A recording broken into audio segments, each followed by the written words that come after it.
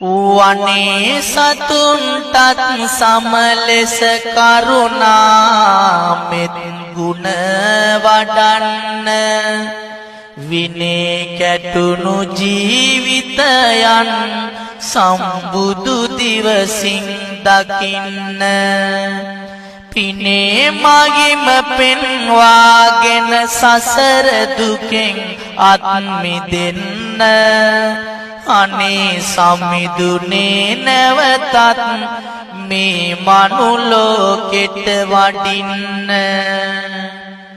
දෙවන බුදුන් ලෙස සමවන මව්පියනෙත් සේරකින්න නුවණ දේවා අද මිටුවන් සතර අපායෙන් මුදන්න සෙවන ලබා දුන් ගසටත් කළ ගුණ සතුනට පෙනෙන්න සවනක් රැස් විගිදුවමින් සමිදුනි ලෝකෙට වඩින්න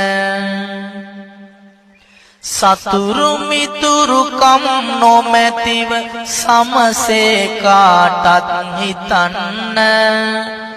මසුරු ලෝභයෙන් වෙන් වී දන් දීමෙන්